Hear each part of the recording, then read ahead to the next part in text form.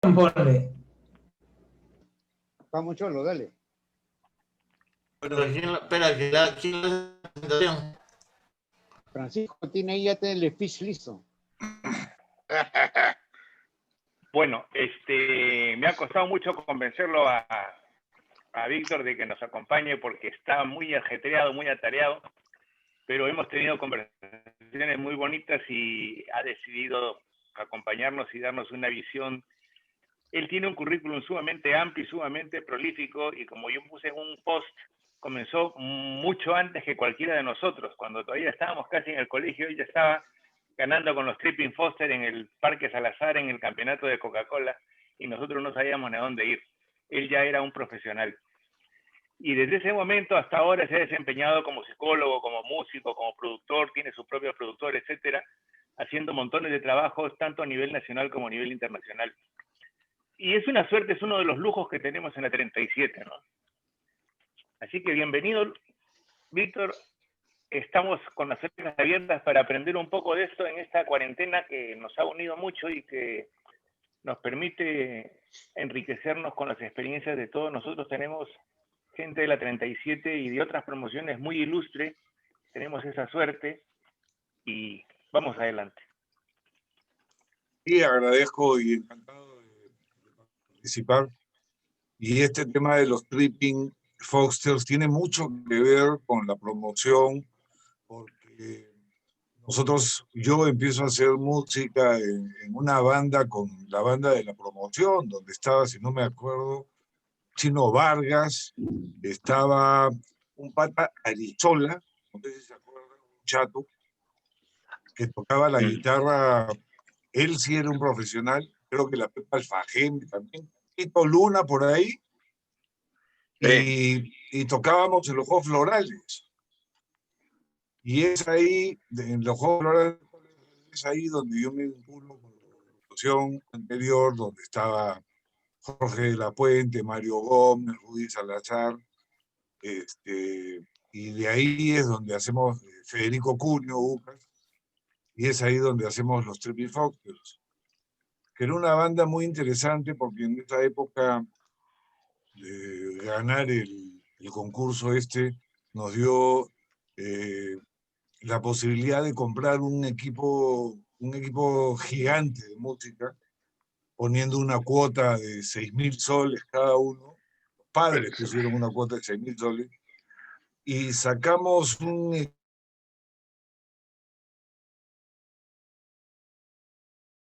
y los pagamos en 2 años. Pero en fin, después contaré alguna anécdota. Para empezar y para colocarme en una charla como productor y compositor, primero tengo que situarme en nuestra realidad. Por ejemplo, ¿cuál es la música? El último estudio al respecto ha sido del Instituto de Estudios Peruanos, del 2019, donde nos dice que el género musical más escuchado a nivel nacional es, ¿cuál es? ¿Qué piensan? No, cumbia. No. La cumbia, la chicha. No. La salsa. La salsa, claro. Por ahí. Donde no hay gran diferencia con la cumbia, es decir, el 21% de salsa contra 18% de cumbia, ¿no? Y luego es el huayno con un 13%.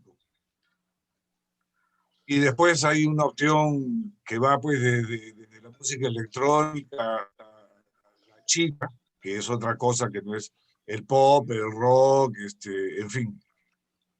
Por otro lado, en la costa se oye la salsa predominantemente, en la sierra se oye el huayno predominantemente, y en la selva se oye la cumbia. Lejos, ahí sí es donde explota. Los que más escuchan música son los jóvenes, entre los 18 y los 25 años. Entonces, para alguien como yo es un mercado complicado, pero ya se lo diré por qué. Por otro lado, el 70% de los peruanos usa el celular y la radio para escuchar música, y las aplicaciones preferidas son YouTube y Spotify. Entonces este es un panorama un poco, no es, digamos, donde yo me siento muy cómodo. Por otro lado, les tengo que contar que cuando yo salí del colegio, tuve que optar por una decisión, es decir, tenía la seguridad de que como hermano mayor de una típica familia de clase media miraflorina debía de ingresar a la universidad. Y ingresé a letras porque con las ciencias nunca me llevó bien. Y felizmente que tuvieron 2 años de estudios generales, y ingresé a la Facultad de Psicología en la Católica, me salí de ahí con una formación psicoanalítica, 6 años, y después lo dejé por la música. Pero no por la música en el sentido de ser músico, sino ya estaba casado, tenía mi hija y puse un estudio de grabación. Entonces a partir de ahí me empecé a vincular a la música. Pero vamos a regresar un poco, a diferencia de mis 2 hermanos, Juan y Manuel, que terminando el colegio, uno se dedicó a tiempo completo a la música, vinculado más al tema de la peña, las orquestas de salsa, la música negra, la percusión, y Manuel en el conservatorio vinculado a los vientos. Otro tema importante, ¿cómo se produce música hoy? Todos sabemos que antes era muy costoso alquilar estudios de grabación con varios ingenieros de sonido, contratar los músicos. Yo cuando empecé a grabar en los años 70, 80, en estudios de grabación, primero llegaban los rockeros y grababan en vivo las bases, sobre todo en el mercado publicitario. Entonces el baterista tenía que cuadrar exactamente en 30 segundos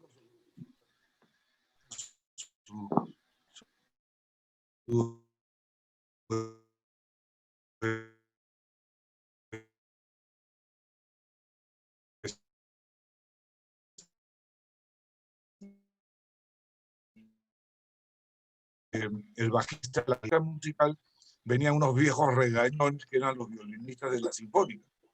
Entonces, y así se grababa. Así se grababa. Y bueno, después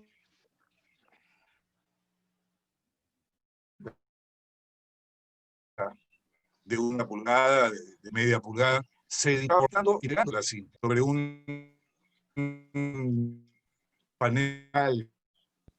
Entonces ahora la tecnología ha hecho que las grabaciones sean muy diferentes. Yo tengo un home studio, solo necesito una computadora, un software, un interfase para convertir los sonidos analógicos en digitales y que mi voz o mi guitarra, a través de una interfaz, pueda ingresar a la compu y registrarse. Necesito un equipamiento mínimo, como puede ser un micrófono, parlantes, unos monitores, unos auriculares y un controller, que es un tecladito de solo 1 octava, donde le pasas pues los violines, todo, y lo tocas así como pianito. Entonces ahora con unos software de música, puedes componer, puedes hacer todo eso en tu casa, y con unos bancos de sonidos gigantescos, algunos sonidos sintetizados, creados especialmente, un tema muy complejo, y otros sonidos que son los que más usados, que son grabaciones de instrumentos en vivo, hechos por músicos reales, pero que se procesan y después tú puedes usarlos, modificarlos, tanto a nivel de velocidad como puedes cambiar notas, puedes agarrar un súper acompañamiento de batería y quitarle los platillos, aumentarle un golpe por allá, y todo eso lo puedes hacer en tu computadora con un software de producción de música. Ya las posibilidades, y mucha gente dice, y ahora la cosa es más fácil. Es como que tienes miles de ingredientes, o sea, es como un cocinero que tiene 200 ingredientes, dependerá de su talento para hacer algo, porque posiblemente no todos con esos mismos ingredientes hagan lo mismo. Entonces ya depende de la creatividad, de esto. Entonces un poco, por otro lado, de la música han desaparecido los CDs, ahora todo es digital. Yo en el 17 estuve por España, por Francia, y hay artistas que he seguido durante mucho tiempo. Quise buscar en París, en Madrid, quise buscar quedaba todavía alguna tienda de CD para buscar a Kitama, por ejemplo, los españoles, o a Nilda Fernández, que es un francés que es alucinante, y no encontré por ningún lado, y eso que conozco músicos en ambas ciudades, no, se reían de mí. Me decían que lo único que había eran tiendas de colección de long plays, y además especializadas. Solamente una en heavy metal, otra solo en jazz, para coleccionistas, pero ya el CD, y hasta hay muchos autos, muchos modelos, muchas marcas que ya ni siquiera traen el toca CD en el auto. Eso, las regalías que los artistas pueden cobrar por la exposición de su música en las plataformas digitales son ridículas. Tal vez Billy también nos pueda comentar sobre eso. Y en fin, creo que por ahí les he dado un poco un panorama sobre cuál es la base donde hago mi trabajo. Después, como les cuento, comenzar mi padre frustrado, siempre me dijo, ¿no? Yo hubiera querido ser músico a tiempo completo, tocaba el piano, la guitarra, el acordeón. Por mi casa pasaban músicos cubanos, pasaba Domingo Rulo, pasaban los hermanos Silva, todos ellos ahí y armaban, tocaban con mi viejo, todo, y yo y mis hermanos mirábamos. Después, bueno, ingreso a la universidad, a la carrera de psicología, y paralelamente trabajaba con los tripping. Ahí me sucedió algo muy interesante. Bueno, hicimos Jesucristo Superstar. No sé si alguien fue a verla al Teatro Santa Úrsula. Claro. La hicimos en vivo con la música de la Sinfónica, un ballet, me acuerdo mucho a Cookie Chessman, de la viuda de Alan García, muy linda chica. Bueno, los Tripping Fosters. Del grupo de actores salió después el grupo los Toilet Papers. Eran una especie de hijos de nosotros.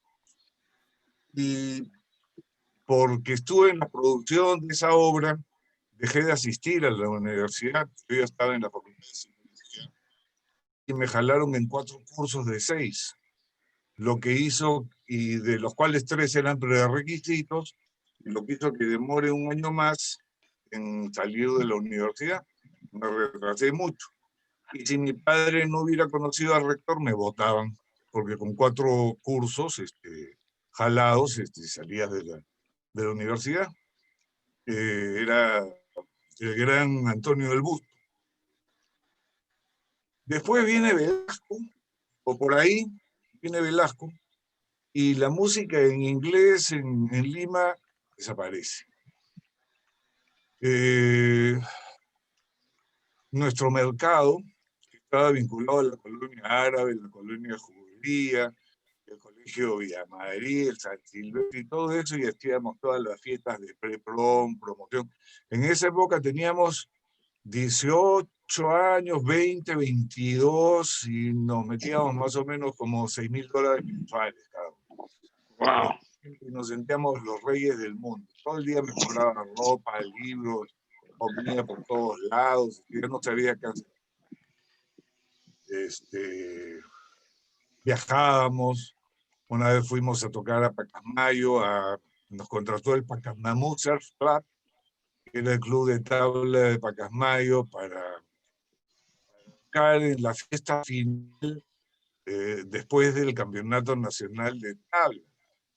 Entonces imagínense en los 70s, en una fiesta, en un local hermoso que queda entrando al mar, que es como una pérgola, una cosa, bueno, no sé si todavía existirá, me acuerdo de la playa de Piedras, y tocamos en esa vista, pero lo interesante es que cuando llegamos aquí, bajamos del avión y había unos autos que nos esperaban al costado del avión. Entonces nosotros pensábamos que éramos los Rolling Stones, y ya habíamos llegado ya La cúspide. en esa fiesta.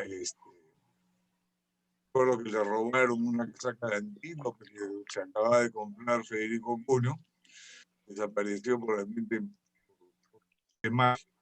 Pero retomando a Velasco, eso hace que los músicos empecemos a Quilapayún, a Inti Limani, a Mercedes Sosa, a los cubanos, a mucha gente, y a partir de ahí yo empiezo a componer en español, en castellano, y formo un grupo que se llamó Canto Rodado, donde trabajamos todos los 80s, comienzos de los 90s, y que era un grupo de fusión, o sea, todos eran musicazos. Hay muchos que ya se fueron del país hace un buen tiempo, y hacíamos la fusión, las primeras fusiones del jazz afroperuano, dábamos el rock con el bolero, la música negra y todo eso. Y siempre estuve, digamos, a nivel de medios en el lado cultural y no en el lado de espectáculo. Nunca para mí fue la intención de hacer música vinculada a la popularidad o a hacer el dinero.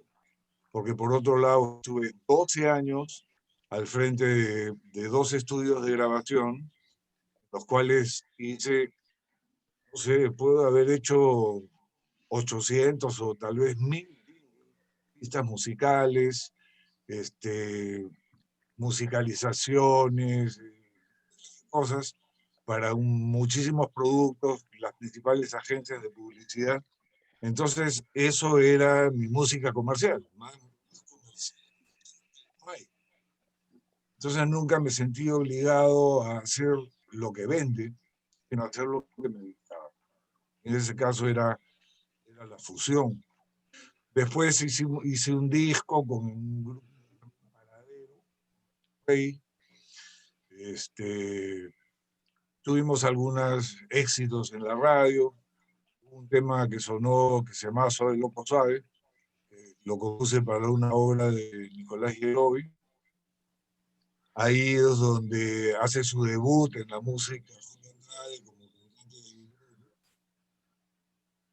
Seguía con el tema publicitario, que es lo que me daba de comer.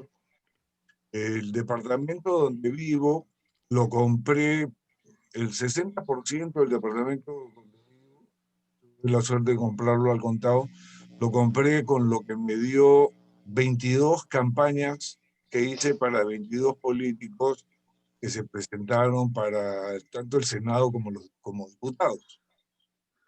Hice música para Armando Villanueva, para Rivera, fue el único de los 22 que me cabeció. Lo hice para Cucho Aya de la Torre. Él era un hombre que tenía dinero para pagar un jingle que no sea más de 10 segundos. Me pidió que en 10 segundos haya salsa, guayno y chicha. Entonces le hice 3 segundos de cada música. Hice adicionalmente a eso, en el estudio, hasta cierto punto descuidé el tema de la publicidad y de la generación de negocios por brindar el estudio de grabaciones para, por ejemplo, grabar los primeros discos de Perú Jazz, con Manongo Mujica, Chocolate, con Jean-Pierre Magnet, para grabar música para cine, para Pancho Lombardi, para Augusto Tamayo, Chasqui, para hacer música para ballet, para Rosana Peñalosa, para el grupo Íntegro, hice música para instalaciones sonoras, para instalaciones de pintores, para exposición, y yo hacía en función del tema de la música que iba en un sinfín, de que cada hora se repetía y me daban con cuadros. Grabé un disco del grupo de Pochi Marambio, un cuadro suyo. Pochi Marambio es un pintor excepcional, es hiperrealista, pero que ustedes no lo pueden creer si ven sus obras. Y yo siempre le digo, eres tan hiperrealista. Además es un tremendo músico, ¿no?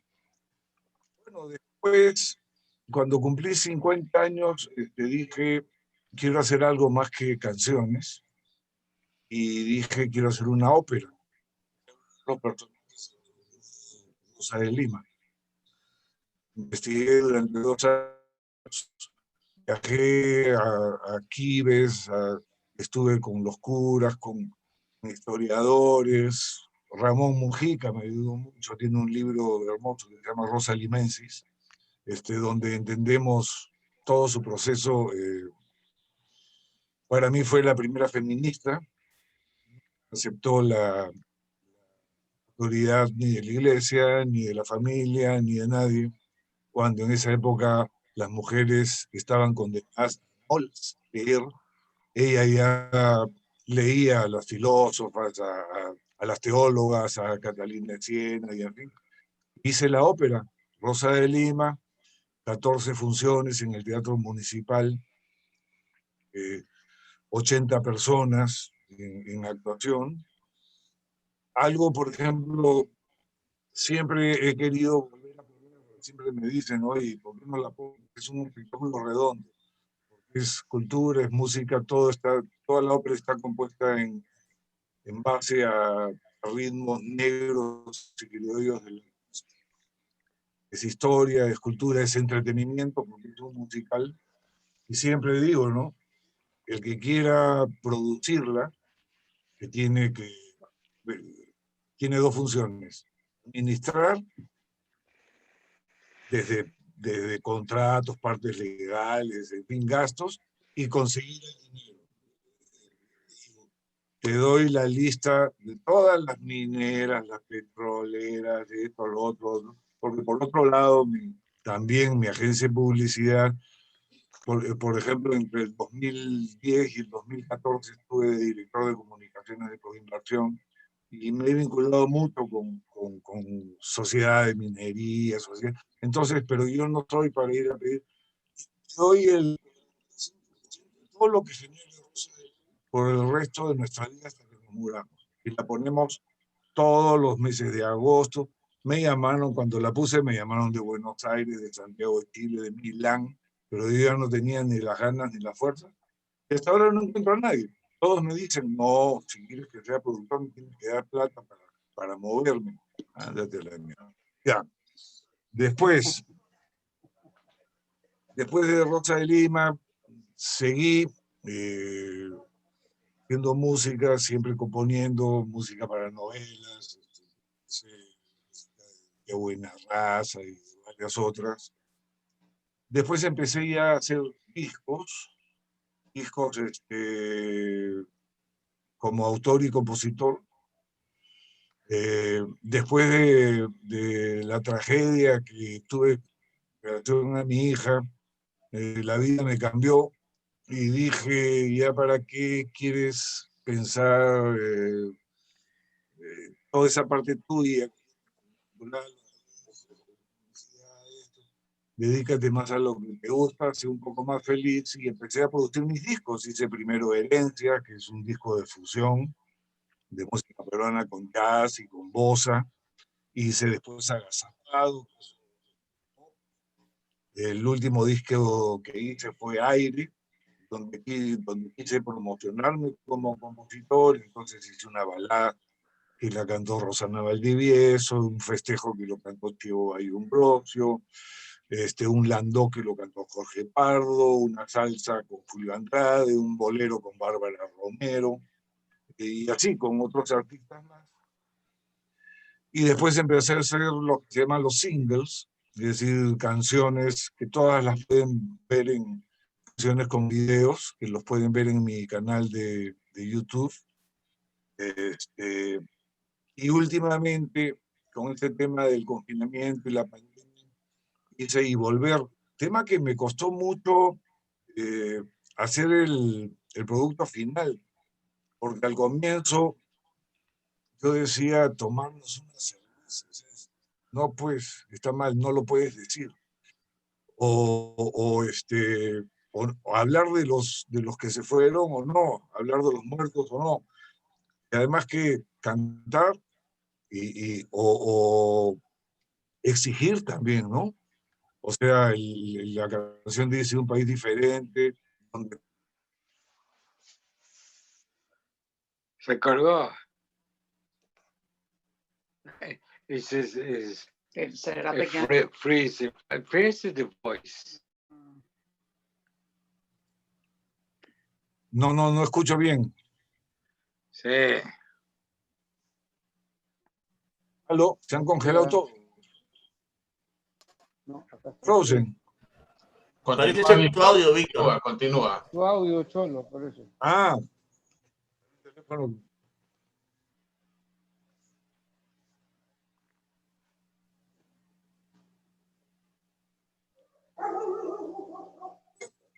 Tengo una llamada de Francisco Morante.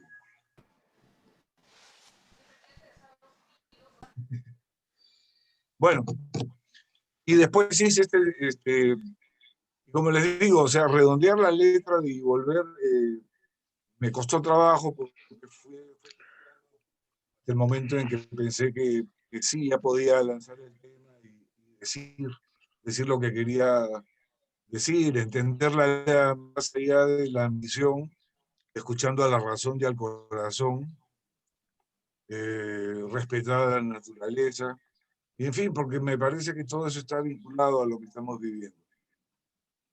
Y después, bueno, sea el homenaje a Chabuca, para contarles cómo es la NUES acá en este país. El Ministerio de Cultura convocó, junto con una entidad que se llama Ibermúsica, que es una entidad muy poderosa en términos de Iberoamérica y de apoyo para la gestión musical, paga residencias a compositores, paga proyectos, e hicieron el concurso de canciones por los 100 años de Chabuca Granda. Y convocaron a compositores de todo Iberoamérica. Y se presentaron 347 canciones. Alguna vez, porque yo soy miembro de Ibermúsica, me llegó el correo dando a una señora, me parece que uruguaya, pero hasta ahora estoy seguro que nadie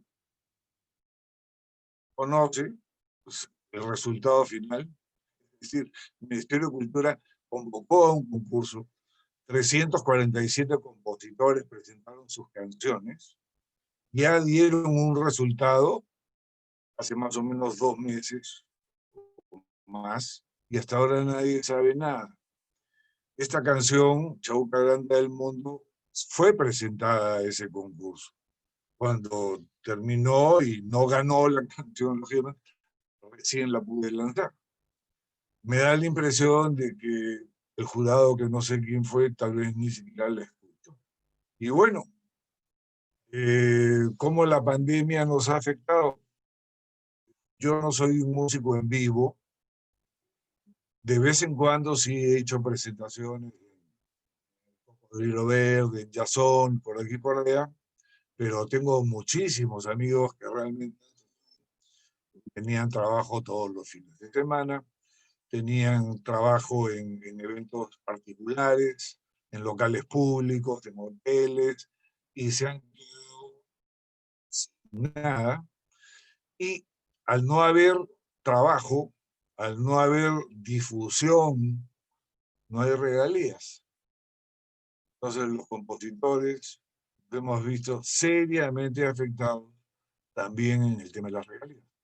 Pero en fin, seguimos para adelante. Y un poco eso es lo que les quería contar desde mi perspectiva, ¿no? Siempre más vinculado a lo cultural que al espectáculo. Ahora, los dos son entretenimiento. Ahora, no vamos a entrar a la discusión si también los dos son arte. Y eso es todo, queridos amigos.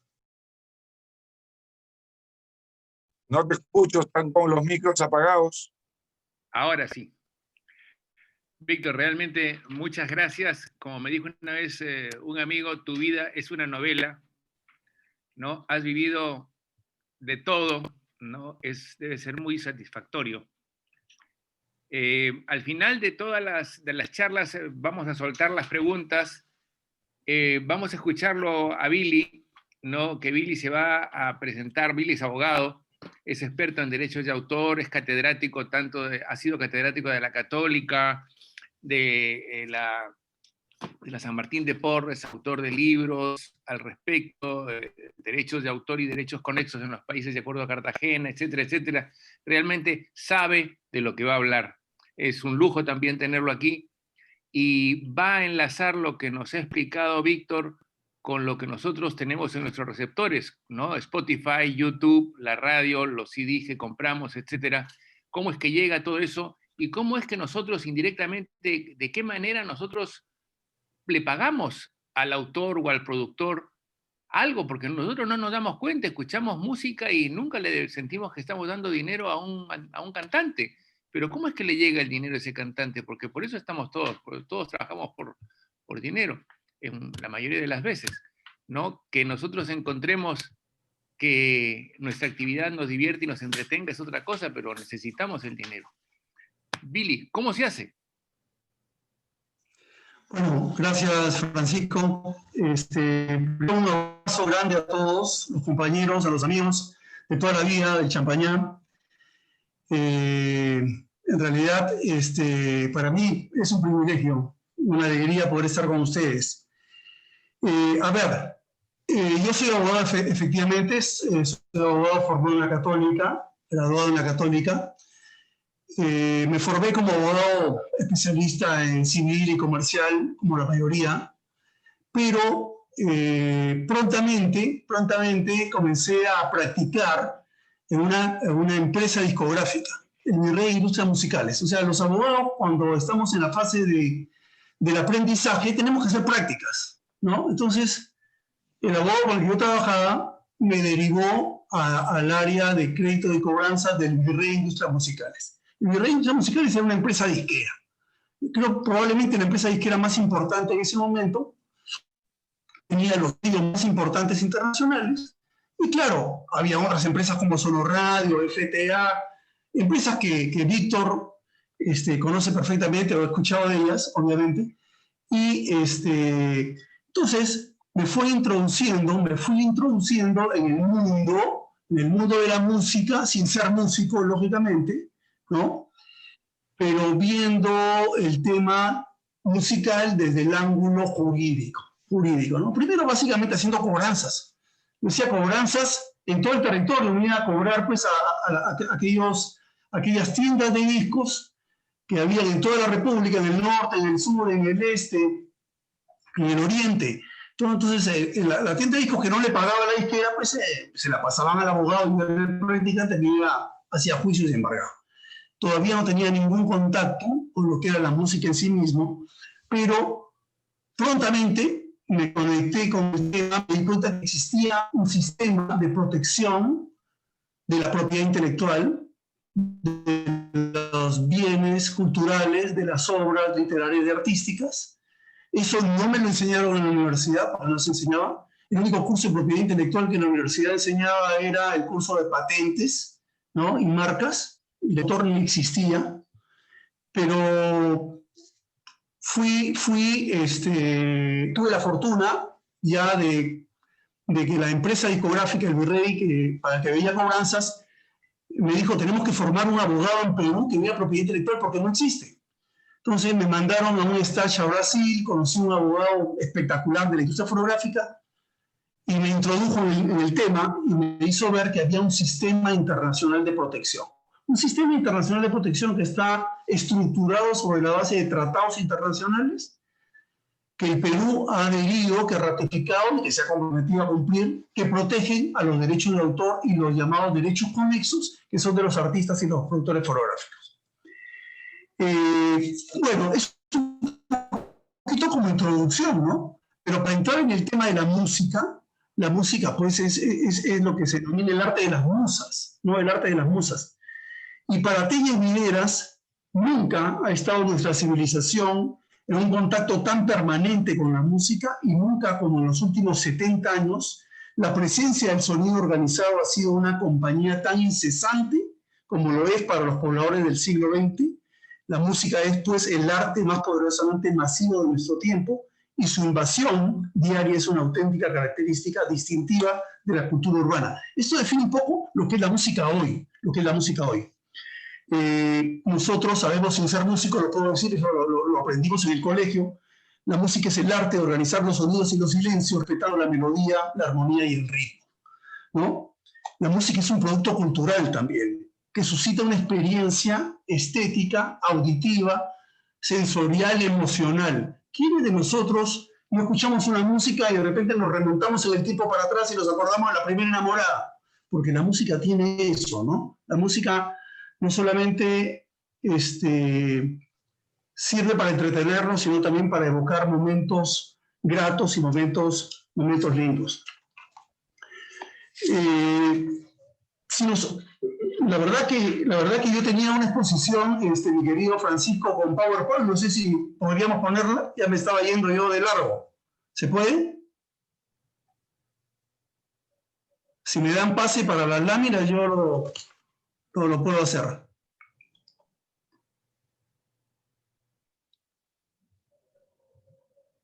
Si no, podría seguir de largo, pero hay unas láminas que están interesantes que me gustaría compartir.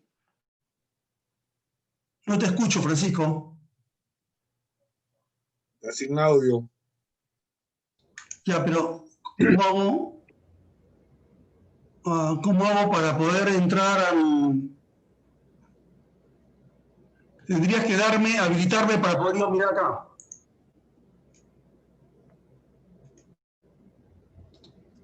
Bueno, si no se puede, ni modo, seguimos para adelante.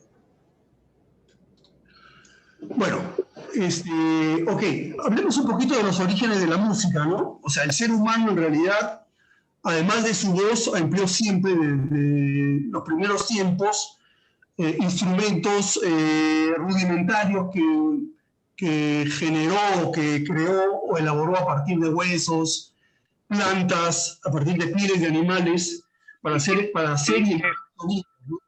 ¿Perdón? Tienes que solicitarme autorización para compartir tu pantalla. Pon compartir tu pantalla. Ya. Y entonces, compartir la pantalla y entonces... A ver, ¿ya se puede o no? Acá dice host. Yo le está dando ok acá, pero no. Acá, a ver. Screen, ya, a ver. Ya estás. Ya, ok. Entonces.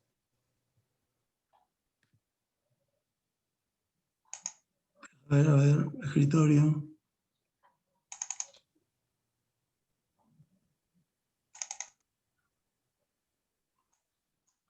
Ahí se ve, ¿no? Ponle el video, ponle la proyección abajo, para que se vea más grande, proyección. Ahí. Correcto. Excelente. Ya, correcto. Entonces el tema que me escuchan, ¿no? Sí, perfecto. El tema que estoy tratando es la música, arte, industria y entretenimiento, ¿no? Entonces, el ser humano, pues, desde los orígenes ya elabora estos instrumentos rudimentarios, ya sea para imitar a los sonidos de la naturaleza, a las aves, o para comunicarse y expresar vivencias, ¿no? Felizmente han quedado estos vestigios y es una muestra riquísima de lo que fue el origen de los primeros instrumentos. Posteriormente ya encontramos a través de representaciones de imágenes en la antigua Mesopotamia, en Egipto, en Grecia y en Roma, evidencia de cierto uso de instrumentos ya más elaborados. En esa época la música se transmitía de manera oral, básicamente, ¿no? Y auditiva. Y se ha podido rescatar el folclore de la música china, de la música hindú, árabe y egipcia a través de este tipo de manifestaciones que pudieron advertirse, ¿no? En el sistema occidental de la notación musical surge ya alrededor del siglo XIII. Y en ese momento se pueden rescatar también piezas del canto eclesiástico gregoriano, piezas religiosas, que han quedado registradas en los primeros pentagramas, en las primeras anotaciones musicales. Posteriormente, el Renacimiento le da un impulso importante a la ópera. Surge la ópera como un género importantísimo para la época, y el barroco también consolida técnicas nuevas, ¿no? Que perfeccionan el arte de la música. Ya mejorada la notación musical, surgen los grandes compositores clásicos como Bach, Mozart, Haydn y Beethoven, que todos conocemos y que hemos podido apreciar y disfrutar.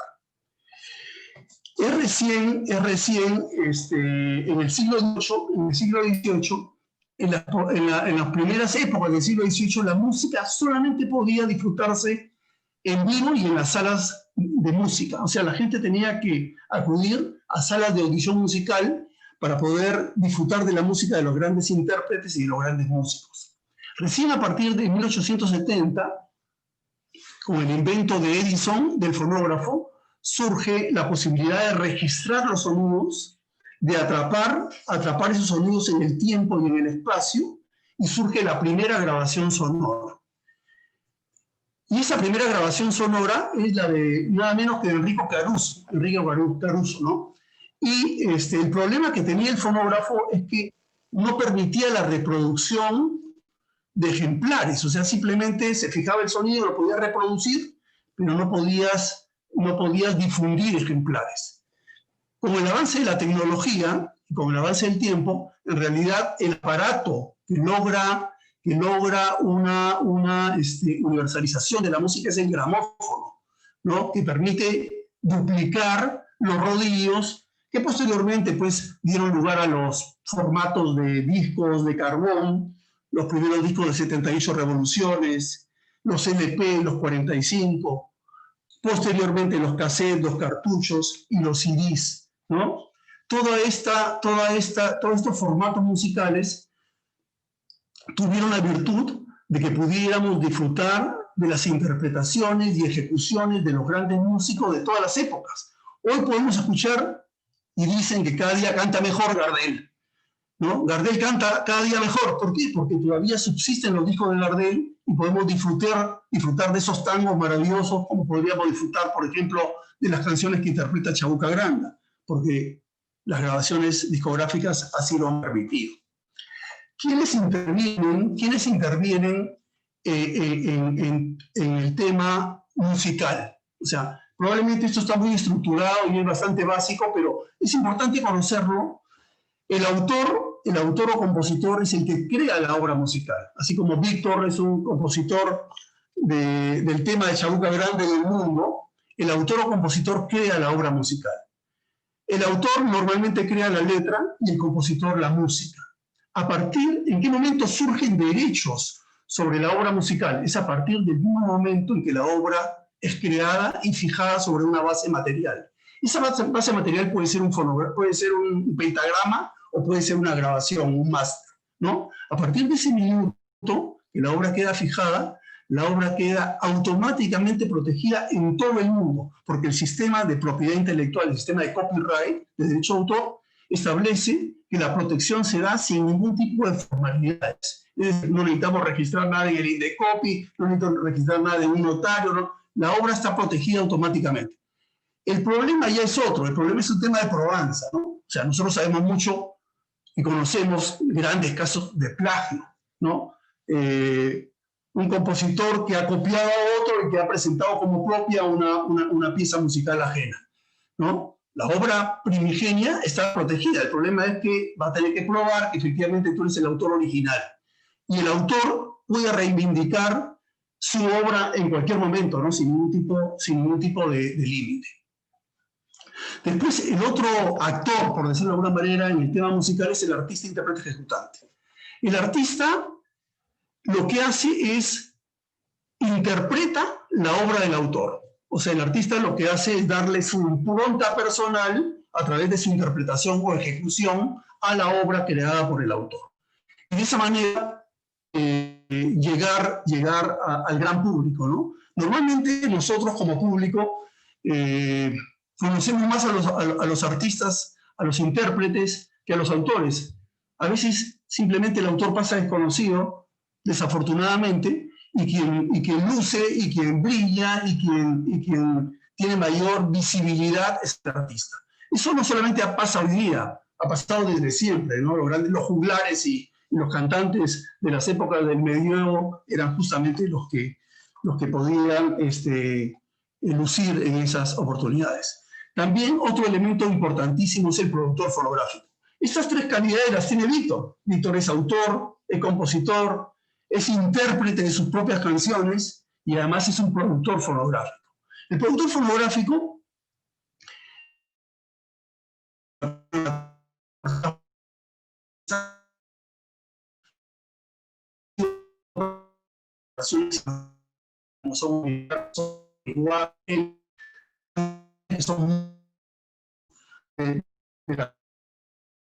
en todos los idiomas y en todas las latitudes, ¿no? El productor lo que hace es, lo primero que tiene que hacer es, a partir de la obra musical, del tema musical del autor, y a partir de la interpretación del artista, fija tanto el tema musical como la interpretación en un formato que puede ser un máster, y esa fijación, esa primera fijación sonora, le da al productor un derecho de reproducción sobre el disco fonográfico, sobre la grabación fonográfica. Pero básicamente el productor lo que hace es trabaja con la imagen del artista. El producto de una industria fonográfica es el artista, ¿no? Así como un autor de repente puede escribir un tema en una hoja de papel y el productor en el estudio va a seleccionar los vientos, las cuerdas, los instrumentos de percusión, va a seleccionar también un repertorio y va a desarrollar todo un trabajo comercial de promoción y publicidad para que esa obra, esa grabación llegue al mercado, ¿no? Pero sin embargo, toda esta tarea, tanto de autores, artistas y productores, no se podría sostener y no podría sustentarse si no existiera este tramaje del sistema de protección de propiedad intelectual. Tanto el autor como el artista tienen derechos de orden moral. ¿Qué significa derechos de orden moral? Alguna vez alguien me dijo, oye, o sea que si existen derechos morales, quiere decir que existen derechos inmorales. Bueno, este es un juego de palabras en realidad. El derecho moral del autor es aquel que le permite primero, en primer lugar, que se vincule su obra musical con su nombre. Es decir, reivindicar la paternidad de su obra. Yo soy el autor de Chabuca Granda en el 1, dice Víctor Miranda. Yo soy el autor. Y cualquier otra persona que lo diga, pues es un impostor. Entonces, el primer derecho moral del autor es reivindicar su paternidad. El segundo es la divulgación. En qué momento decide él divulgar la obra, darla a conocer al público. Y además tiene el derecho de integridad. Nadie puede mutilar la obra. Nosotros hemos podido ver, y con experiencia lo sabemos, que a los autores en general les encanta que sus obras se las deformen, ¿no? ¿Cuántos temas de vals son ejecutados en un género de tecnocumbia, por ejemplo? O de repente un tango es ejecutado como si fuera un rock, ¿no? Si eso no cuenta con la autorización del autor, pues es una infracción al derecho de autor, una infracción al derecho de ese compositor. El artista también tiene un derecho moral, que es el derecho de que se le vincule su nombre a su interpretación. La interpretación es en realidad un acto único y casi irrepetible, ¿no? O sea, cada vez que un artista interpreta una obra musical, cada vez que la interpreta, lo hace probablemente distinto, ¿no? Probablemente distinto, porque en una oportunidad le va a poner más ilusión, en otra oportunidad a lo mejor está triste, y bueno, las cosas cambian. Cada interpretación es única, a menos que la interpretación quede grabada. Entonces el artista tiene el derecho de reivindicar también la paternidad de su interpretación. Y el productor fonográfico, lo único que tiene son derechos patrimoniales. También el autor, el artista y el productor tienen derechos en el orden patrimonial. Esos derechos patrimoniales o económicos le permiten a estas tres categorías de titulares poder vivir tanto de la obra, de la interpretación, ejecución o de la producción fonográfica. Es decir, pueden autorizar o prohibir la reproducción del tema musical, pueden autorizar su comunicación pública, como vamos a ver más adelante, que es un derecho fundamental para efectos de monetizar aquellas ejecuciones que se dan a nivel internacional o nacional, a través de las cuales pues, el autor, el artista, el intérprete y el productor perciben, como decía Víctor, regalías por la comunicación de sus temas musicales. Entonces, sobre la base del derecho de comunicación pública, que es aquel derecho que permite a los titulares percibir regalías por cualquier ejecución de su obra, sea en vivo o sea a través de medios técnicos, se perciben una regalía por cada difusión de estas prestaciones. Entonces, la comunicación pública en la música básicamente comprende el uso de la música por cualquier medio o procedimiento en todo lugar donde el público pueda tener acceso, excluyendo el ámbito doméstico. Es decir, si yo en mi casa, en el cumpleaños de mi esposa, donde solamente vienen mis hermanos y mis primos, ejecuto música, nadie me puede venir a cobrar, pues porque es un ámbito exclusivamente doméstico, exclusivamente personal. Pero toda aquella ejecución de la música que sea en un lugar donde el público tenga acceso o pueda tener acceso, tiene que pagar una regalía. Y vamos a ver ahora cómo se cobran esas regalías, ¿no? La comunicación pública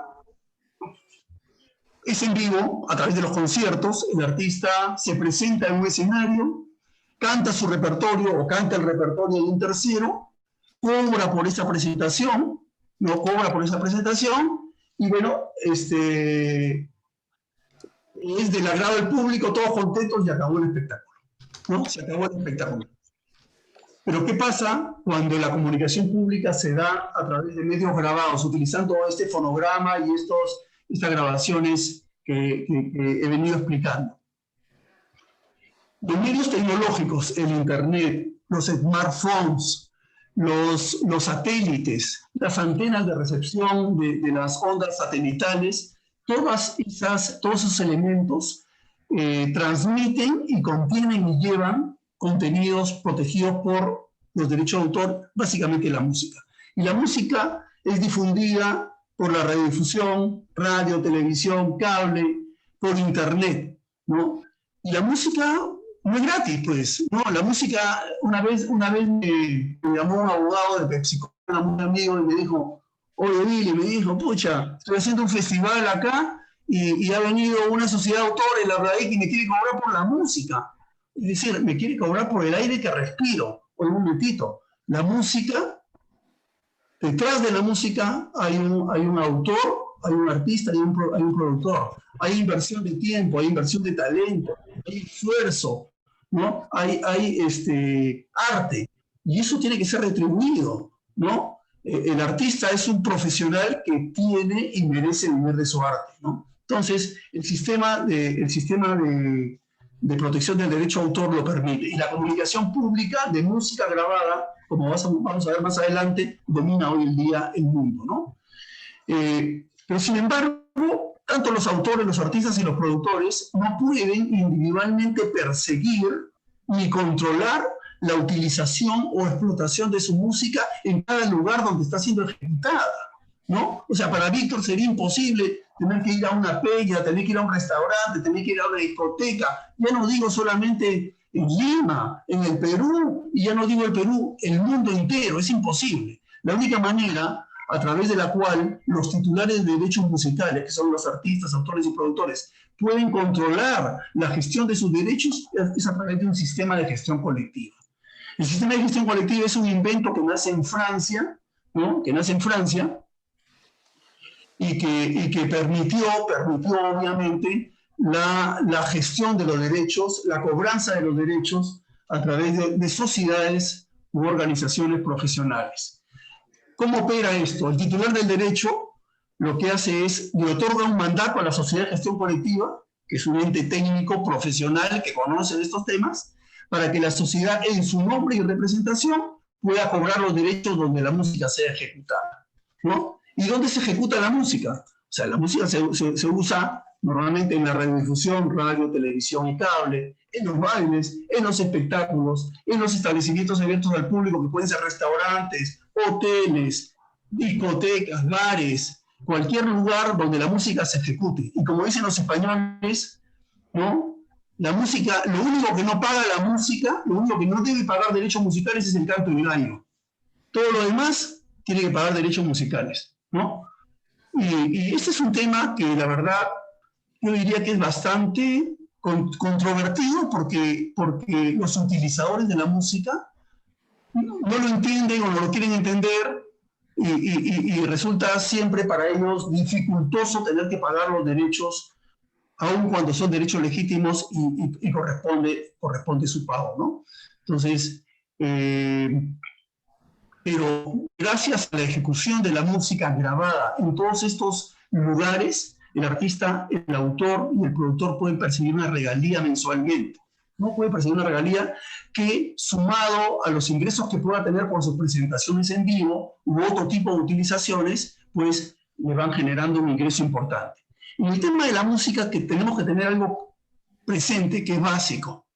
Hay un principio en derecho de autor que se llama el principio de la independencia de los derechos. ¿Qué significa esto? Significa que si yo como autor de una música o intérprete de una música o productor de una música estoy dando mi autorización para que esa música sea utilizada en una campaña publicitaria del Banco de Crédito, eso quiere decir que el Banco de Crédito, claro, no solamente me tiene que pagar, el Banco de Crédito no puede utilizar esa música más que para ese fin. Es decir, el Banco de Crédito no puede hacer con base a esa autorización que le están dando los titulares una película, o no puede sacar un disco y comenzar a venderlo, ¿no? O sea, cada utilización requiere una autorización independiente y una regalía independiente. Y para el uso de la música hay un abanico de posibilidades en la utilización de la música. Eso lo sabe Víctor muchísimo mejor que yo, ¿no? O sea, la música puede servir para distintos fines, como banda sonora de una película, como un jingle publicitario, para la grabación de un disco, para identificar un programa televisivo, para identificar una campaña. Entonces, cada una de esas utilizaciones tiene una finalidad y un pago independiente. ¿Cuáles son las ventajas para el usuario, para el utilizador, ¿no? Lo primero que la gestión colectiva es como una moneda de doble cara. Por un lado beneficia a los titulares de derechos, pero por otro lado también beneficia a los utilizadores. Imagínense ustedes que yo quiero hacer una campaña publicitaria y quiero utilizar un tema de los Beatles, ¿no? De tema de los Beatles. ¿Cómo hago? ¿A quién recurro? ¿A quién busco? Bueno, voy a buscar a la compañía Sony. Lo que pasa es que los Beatles grabaron para distintas disqueras. Estoy usando un ejemplo, un tema figurado. Entonces, es imposible que yo pueda ubicar de repente una canción, ¿no? ¿Quién detenta los derechos? ¿Quién tiene la titularidad de los derechos fonográficos de esa canción? Es complicadísimo para un utilizador, para una empresa que quiere utilizar la canción comercialmente. Es muy difícil conocer quién tiene los derechos, ¿no? Entonces, las sociedades de gestión colectiva aglutinan un universo, un repertorio, y tienen un acervo documental, una fonoteca donde conocen cada quien a quién pertenece cada uno de los temas. Entonces, recurrir a una sociedad de gestión colectiva es el más rápido y más directo para que se le dé la autorización. Reduce los costos de transacción, reduce los costos de utilizaciones y reduce en general los costos de recaudación. y se aglutina todo de manera más fácil. ¿Cómo se distribuyen los derechos, no? O sea, no voy a profundizar mucho en esto, pero es importante que ustedes sepan que los derechos de la música que suena en la radio, la televisión, el cable, que suena en los establecimientos abiertos al público, en un bar, en una boutique, ¿cómo se reparte esa música? ¿Cómo el utilizador que está pagando por la música está seguro que el dinero que está pagando le llega al titular del derecho, ¿no? Entonces, las sociedades de gestión colectiva tienen que emplear todo un sistema de identificación de los repertorios que están siendo ejecutados a través de la radio, la televisión y el cable. Hay empresas especializadas que monitorean el uso de la música 24 horas del día y logran establecer segundo por segundo, minuto por minuto, qué tema está siendo ejecutado, qué tema está siendo utilizado. Y de esa manera pueden lograr establecer también cuántas veces un tema es tocado durante un día, cuántas veces ese tema es tocado a la semana, al mes, ¿correcto? Entonces, a través de esa identificación, la sociedad de gestión colectiva hace un sistema de puntuación y aquellos temas que son más ejecutados son aquellos temas que tienen una mayor retribución, una mayor participación en el reparto de regalías. Obviamente, eso no tiene nada que ver con la calidad, ¿no? Porque desafortunadamente hay temas extraordinarios que lamentablemente, pues no suenan por alguna razón y no generan regalías. Es lamentable, por ejemplo, yo lo digo que trabajo todavía para las compañías discográficas en el ámbito legal, como las compañías discográficas muchas veces promueven la explotación y las grabaciones de música que no tienen ningún valor musical, no digo cultural, ningún valor musical. No quiero ser irreverente, pero hay unos temas que son hasta pornográficos, o sea, no hay de dónde agarrarlos. Esa es la música que la gente escucha, esa es la música que la gente pide, y a veces esa es la música que genera derechos, que genera regalías, en desmedro de grandes autores o compositores de temas que son extraordinarios, pero que no gozan porque no tienen la difusión de las radios, y eso es todo un drama, ¿no? Es todo un drama porque el sistema debería ser lo más justo posible, trata de serlo, pero por lo menos sí hay un aspecto técnico en el que se remunera aquellos temas que suenan más, ¿no? Ahora, entramos un poquito al mundo de la música digital, ¿no? Hoy día, explicaba Víctor, la música analógica y la música digital. La música de gramófono, pues es una música analógica, ¿no? Es el sonido mismo que está siendo capturado. Es el mismo sonido que está siendo reproducido. Pero en la música digital, lo que estamos escuchando o lo que está siendo representado ya es un sistema binario de unos y ceros, como todos sabemos, y ya no son sonidos, sino representaciones de sonidos. De tal manera que esa representación de sonidos abre un abanico de posibilidades para la utilización y para todo lo que es la producción y para todo lo que es el manejo de los temas digitales en materia musical. El mundo de la música digital no sería posible sin la tecnología de las comunicaciones, sin la tecnología de los smartphones, del sistema de internet, de las grandes plataformas musicales, ¿no? Inicialmente se comienza con los ringtones, todo lo que son los tonos de una espera para los teléfonos, ¿no? Pero esto va mutando, va evolucionando. Hoy en día más del 35% de las ventas a nivel latinoamericano está representado por ventas de música digital, ¿no? A través de smartphones o a través de otros medios. La música en las grandes plataformas, las conocemos todos. iTunes surge como una herramienta para poder acceder a la música a través de descargas. Hoy en día la música ya no se descarga, o sea, el archivo digital de la música ya no se baja de la nube, por decir algo, a la computadora o a la PC. Todo lo que hoy día podemos disfrutar de la música a través de una experiencia es a través del streaming, son las músicas. Tenemos las grandes plataformas como Spotify, Apple Music, Amazon Music y YouTube. Estos portales de música están masivamente ejecutando música de los distintos autores y compositores y productores fonográficos del mundo, ¿no? Organizando la música a través de archivos por año, por artista, por géneros, bueno, de una manera ilimitada, ¿no? Una manera extraordinaria que permite tener a la música a la carta. Es decir, on demand. Yo pido una música, aprieto un clic y tengo la música y disfruto de la música en el momento y en el lugar que yo quiero y en el momento y en el lugar que yo elijo. Esta alternativa tecnológica para el uso de la música, que la sigue masificando, obviamente, también ha sido una solución en gran medida para el tema de la piratería. Porque una de las excusas que tenía el pirata era decir, bueno, lo que pasa es que la música es muy cara, ¿no? Y la gente no tiene plata para poder acceder a la música, no todos pueden pagar un CD en la época de los CDs, y bueno, no hay más remedio que sacar discos piratas en la época que los discos se vendían, ¿no? Al surgir estas plataformas como alternativas legales a bajos costos, entonces también la piratería, la reproducción física, pues se desaparece. Como Víctor decía con todo acierto, ya nadie pues, vende discos. Sí se hacen discos y CDs para presentar tus producciones, para difundirlas entre un círculo limitado, pero a nadie se le ocurre hoy en día pues, hacer 5.000 discos CDs porque no tienen salida, no hay, ni siquiera los aparatos reproductores existen para poderlos apreciar. Entonces hoy en día la música se interactúa a través de las redes sociales.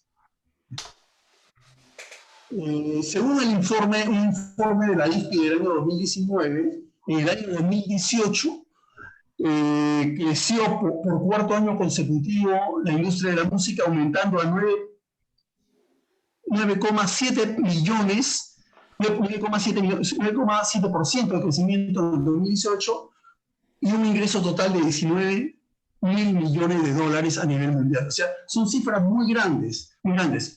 La industria del entretenimiento en general, no tengo la cifra exacta en este minuto, pero es una industria mucho más grande que la industria del petróleo, es muchísimo más grande que la industria automotriz, en este minuto la Universidad del Pacífico está haciendo un estudio sobre el aporte al PBI del Perú de las industrias culturales, entre ellos la música, ¿no? O sea, es verdaderamente asombroso ver cómo la música aporta a la economía, y no solamente porque da trabajo pues, directo e indirecto a todo un sector. Y eso se tiene que rescatar, ¿no? O sea, y es algo que se tiene que poner en valor verdaderamente.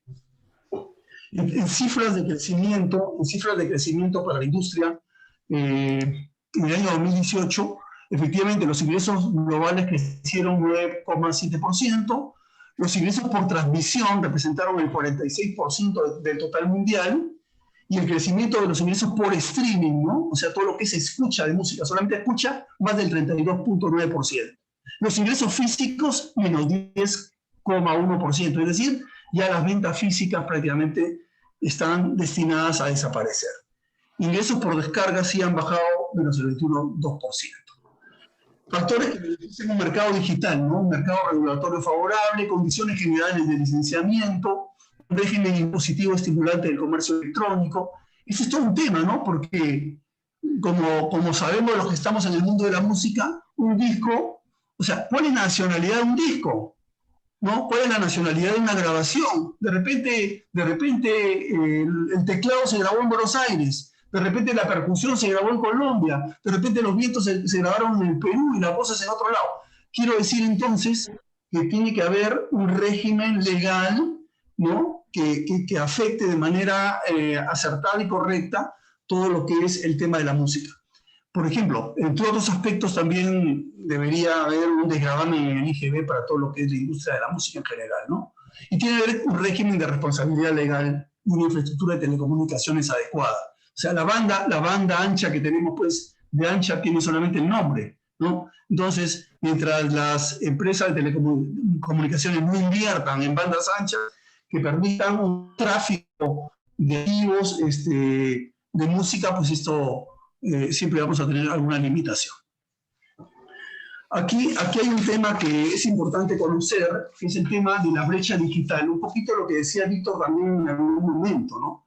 Todos los artistas quieren, ya voy terminando, por si acaso, todos los artistas quieren monetizar en Internet, ¿no? Todos los artistas y los autores quieren que sus temas estén en Internet y que generen derechos, ¿no? Pero esa monetización es bastante compleja porque hay una serie de situaciones que se dan en la acreditación de los derechos y a veces hay muchas situaciones que atentan contra los derechos de los autores. La brecha digital en realidad es una distorsión que se genera en la estructura de los negocios digitales, ¿no? Donde se termina sacrificando el verdadero valor económico de los contenidos protegidos por los derechos, es decir, la música, ¿no?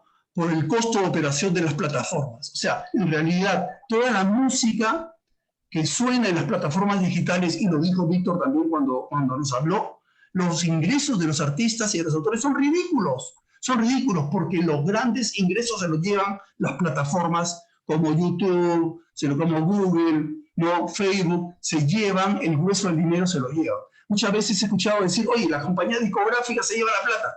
Los artistas lo dicen, ¿no? Las compañías discográficas se llevan la plata. Pero en realidad quien se lleva la plata son las plataformas.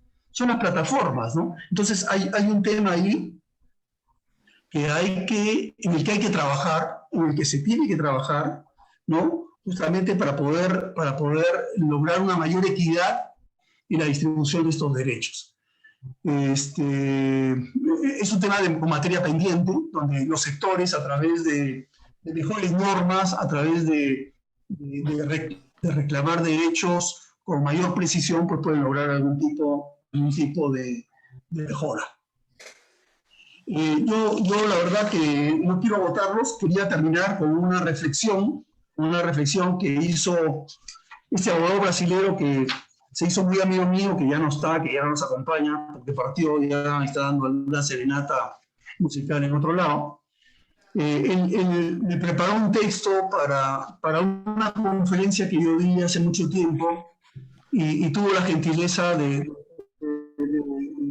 escribirlo, ¿no? Yo lo voy a reproducir no solamente como un cierre de esta presentación, que seguramente deja muchas cosas en el tintero, porque verdaderamente hay mucho que decir, hay mucho que hablar, y difícil es poder decirlo pues en poco tiempo, y tratando de estructurar una presentación que pueda ser básicamente comprender lo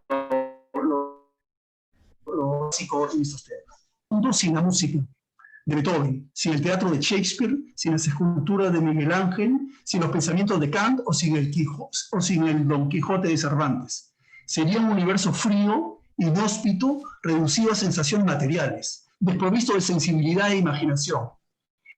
En todo hombre hay dos hombres, el que atiende a los imperativos fisiológicos y el otro que sueña. La protección a la propiedad intelectual tiene por objeto asegurar que los sucesores espirituales del talento de los grandes autores del pasado puedan sobrevivir e incentivarlos a continuar creando las obras que nos permiten soñar.